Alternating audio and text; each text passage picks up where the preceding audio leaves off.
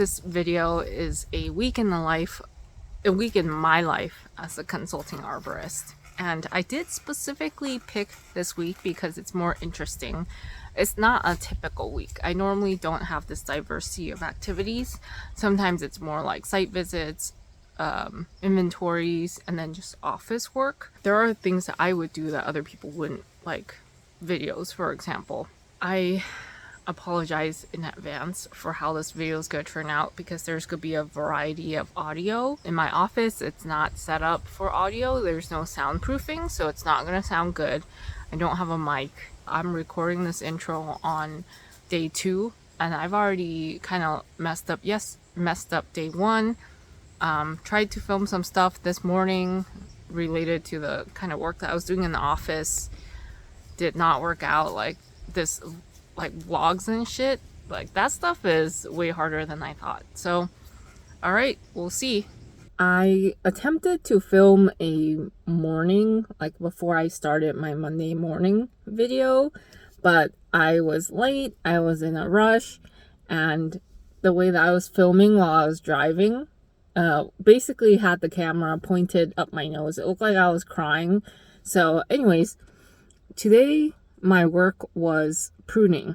I don't offer pruning as part of a service officially, but it's something that I would like to explore at some point.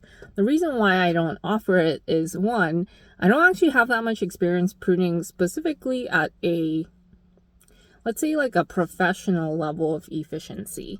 The second thing is I'm not legally set up to do it. In California, which is where I am, the state regulations are pretty strict. If you're going to do it legally, it adds up quite a bit, and you have to figure out if you're going to do enough of that work to justify all those expenses. So today, the pruning that I did is for a family friend.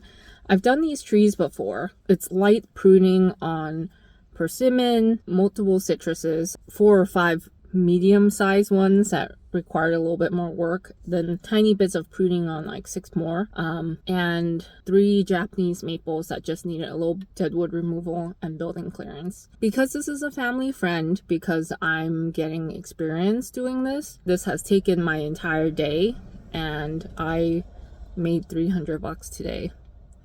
That's not including the toll and the gas. That's why this particular thing that I'm doing is not sustainable. But another consultant could do something similar, and they can actually charge good money for it. Now I just have my hour-something drive home, and that'll be it for today.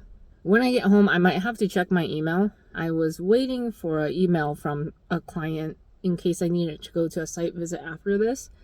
But that site visit is back towards my house, and I can pass by my house before I go.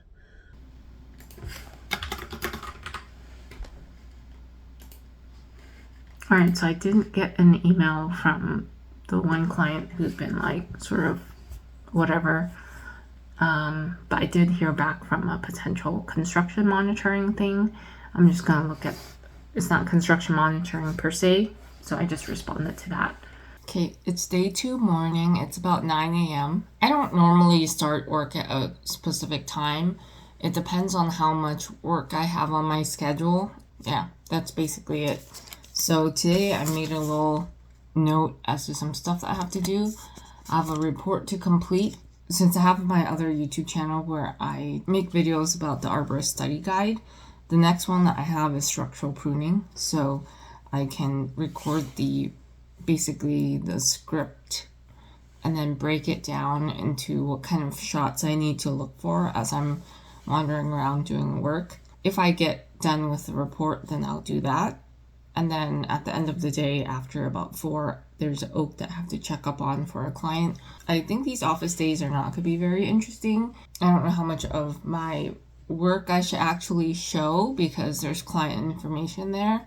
So yeah, we'll see. All right, so I'm just waiting in my car for my next site visit. I'm supposed to check out this old valley oak. There were some drainage issues, so they had to dig a trench right next to a tree, and roots were cut before I got to the project.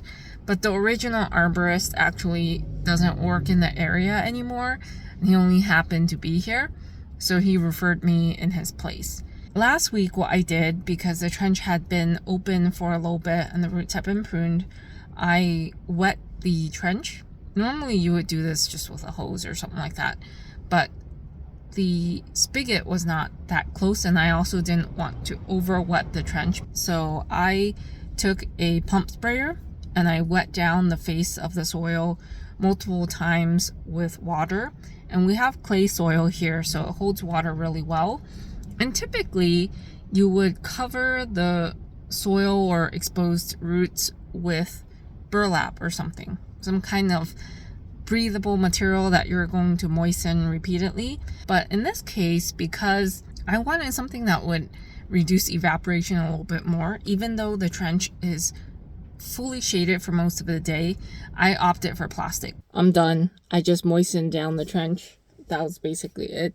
All right, it is morning of day 3. I got started a little bit earlier today, about 7:30, only because I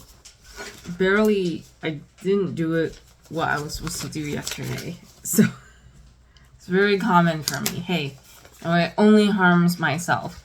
So I got through half of the report that I meant to do. I got through the site visit, and I didn't do any scripting or whatever for my structural pruning video because I have a blister on my tongue, so it makes it hard to talk. So I still have to finish that one report. Then I'm gonna script and plan out the structural pruning video, then go film it at my old workplace. And then I'm gonna hang out with my old coworker who still works there. She's gonna move out of the area soon, so I'm gonna get some gossip and shit like that. Then I have a proposal that I just finished this morning. Normally I like to have all my proposals done at one time, but I did promise this client that I was gonna get it to them today, and so I'm doing that one separate.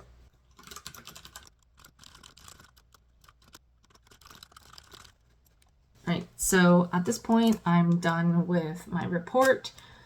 I have a bonus task that I added just to make it seem like I did more, because I did. I spent an hour editing this specific video, the footage that I've done so far.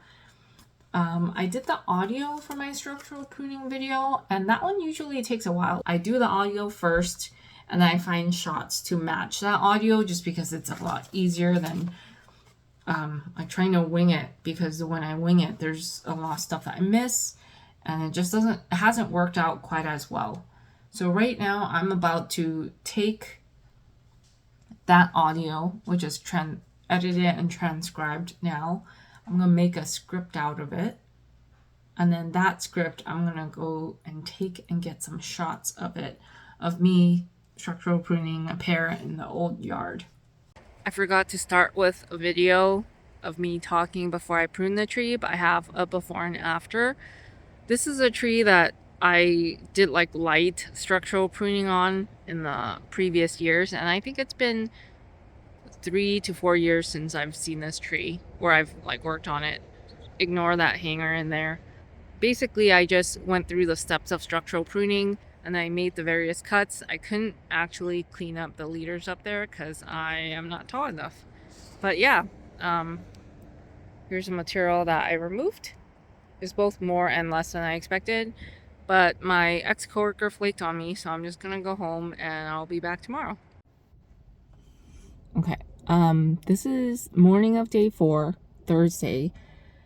I'm about to drive to a residential property to look at some roots that have been dug up. It's like exploratory potholing, because it's not a trench, it's just holes. So this is a project that I'm kind of like working as the eyes for another consulting arborist who's out of town, but she still has internet access. So once I let her know what I see, then she can make the final decisions. She still maintains her position as the project arborist, because we may have different opinions and I don't want to introduce conflicts to her clients because I'm saying something else. I originally was supposed to go to a networking event this morning, but this site visit has taken its place. And then I'm gonna meet my old boss. Every month I make lunch for him and his wife. And then I have the oak monitoring visit again. And that ends my day. Alright, so I just finished at the site visit. It only took me 15 minutes to look at these roots. And a little bit of that included talking to the client. I don't know what the exact project is, except I know that there's going to be a utility trench in this particular area. And it's interesting because the way that my old boss used to do it and the way that I recommend now is dig a trench. If you do pilot holes, you're still working with limited information, and maybe you hit a whole bunch of roots in that hole. Do you condemn the tree when maybe you have roots in other places that could be saved? If you hit no roots whatsoever, what if you have a ton of roots in the other areas? Then you get further and further along with the design. You get further and further along with the design, and then you run into issues later. So that was interesting to see how they do things this way versus the way that I was trained to do things. Then I went to my old boss's house. I cook, we eat together, we gossip. Videos where you're just like going about your day. It's really awkward. So yeah, it's not something people normally do. yeah. So anyways, it's got some discoloring on the leaves. Mm-hmm. Looks like maybe excrement on the bottom side. Is it thrips? That's what I thought. If you go to Photinia on plants, it describes them. Okay. Photinia 61.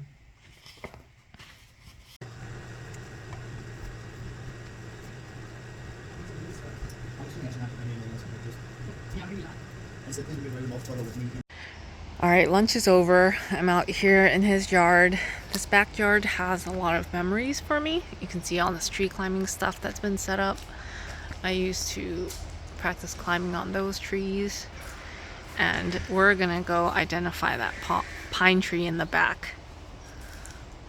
So we used to do aerial rescue trainings here. You can kind of see that there's a blue rope across there with some hoops. We would try getting a throw bag, a throw ball up in there. We would get money depending on how small of a hoop you got your throw bag in. It's pretty unusual to see this pine in this area. It kind of superficially looks like a ponderosa pine, but there is a creek right behind there, so it's a little bit unusual to have this tree here. I've gathered some stuff for the ID, so the last thing I have to do is smell the bark. I think I would be hard pressed to say that that actually smelled like vanilla of any kind. It'd be like the LaCroix of vanilla, like maybe it's just in my imagination. Look, the first thing on the key it says is the Pulvinii is decurrent. Decurrent? The Pulvinii. I don't. What's Pulvinia? Let's see. So I was just doing this the whole time. Pulvinius. This is volume 1. Small peg-like projection on the shoot supporting the leaf in several genera. Okay, well, what does decurrent mean within this context? Okay, so at this point, this is what I have to work with. The seed cones, these two range between 9 to 10 centimeters. These pollen cones here are 7 centimeters.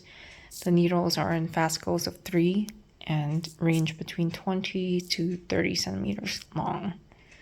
And that rolls out Jeffrey pine, which has pollen cones that are about half the length. Needles also fall well below.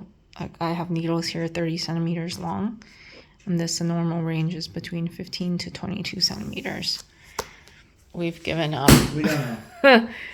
Ponderosa pine fits the best, but the difference is that these pollen cones are 7 centimeters long, and Ponderosa is about 4.5 centimeters. So we're done with lunch, but I'm out here taking some pictures of this tree. It's been declining for a while. I also did uproot, so you can see over here this black pole right there. That's a post that was put up. I'm just taking progress pictures to see if its health is improving at all. over the past few months. So far, barely. I took a call from a client. It's a client where I monitor and I check out this old oak. So I took a call from her, did a little bit of work in my car related to that, and then came to the site. So now I'm done. All I did today was I moistened down the trench again. It did rain a little bit in the last 12 hours, so there's some extra water in that trench, and that's gonna be good for the tree. I gotta drive home and then my day will be over, and tomorrow is just an office day. Alright, today is day 5. It's 8 a.m. and I'm about to jump into bookkeeping with my friend. She had this standing appointment for herself to do bookkeeping every Friday, and I started joining her because I really wasn't getting my invoices out. I wasn't doing the paperwork stuff quickly enough, so that we call that body doubling in a way. So there's a list of stuff that I might do today. I should be able to get through all this because most of this is small stuff, but I have some things that specifically have to get done in the morning before 10, and then yeah, we'll see. Boo. Whoa. Hey, I'm recording my screen right now. You're gonna be in my video. There's a scary face on my screen. I've done most of what's on my list, so I'm just taking a short break outside before I return to edit a structural pruning video, and that's basically all I have for the rest of the day. So here's how this week went. 31 and a half hours related to arborist stuff. This graphic is generated by a program that I use called Toggle. It's a time tracking software. I'm testing that out this year to see where my time is going. So this includes everything. I have the pruning, I have video work, back-end stuff, actual paid client work. And for the work that I was paid for this week, I only had 16 billable hours, and 7 of that was from the pruning. So officially, I only have 9 billable hours from consulting arborist work. And here's what it looks like in the week view, how those hours played out. I do some stuff in the evenings and sometimes on the weekends, but only editing stuff. I try not to do client work at that time. This varies from week to week. I'll show some previous weeks. Here, I did a tree walk on the weekend, and that's why on Saturday it's full. It's pretty variable right now, which makes sense because I don't have that many clients right now, and I imagine that this will fill up and I will have more billable work in general. But for now, this is what I have to work with. It's very comfortable, but I'm going to try to increase my work this year. So it's been about 2 weeks since I edited the main part of the video, and I've had some reflections since then. And in the spirit of being vulnerable, I'll just share them. So the first one is I'm a little embarrassed at my idea with the plastic sheeting, aka the garbage bags. It didn't work at all. And I think there were a couple of things I didn't think about. Like, one was how dry the soil was already, and the amount of water that I was applying was hardly anything. Although the idea of the plastic is reasonable compared to something like burlap, but I think the difference is without an abundant amount of water, it's not really going to do anything. I did inform the client, and I suggested at this point, because the trench is still open after 2 to 3 weeks, that it should actually be irrigated now. And that's just a temporary thing. It's not something that they continue on in perpetuity. It's just to help the tree acclimate to the root pruning that I experienced. And the second thing is I was also a little bit embarrassed, I'll say, that my schedule, my number of billable hours came out so low and that I hardly actually did any work. But I gave it more thought, and I make enough money for what my expenses are. I could make more money and have more of a cushion. I could have more financial options, but this kind of relaxed lifestyle I have now, where I'm working a certain number of hours, I get to go hang out with friends during my workday, I get to go see people that I care about. I think ultimately that's the luxury of being self-employed. You have the uncertainty of not having enough work, but you get to do stuff like this. I get to do stuff like this. This is what I would love to be able to do in the future, and I'm doing it now. So instead of feeling a little bit embarrassed that I'm not working that much, I'll like be working on a balance between that, like feeling like I should make more money because it is good for me mentally to have more of that cushion, versus balancing and continuing the lifestyle that I have now, which I really do like. So just because other people hustle and other people feel more anxious doesn't mean I have to take that on into my own life as well. So yeah, that was my week. Who knows, maybe in the future I'll make another one if I get more used to doing like vlogs or getting footage at client sites or something like that. I think that would make it a lot more interesting, but it's just a peek right now.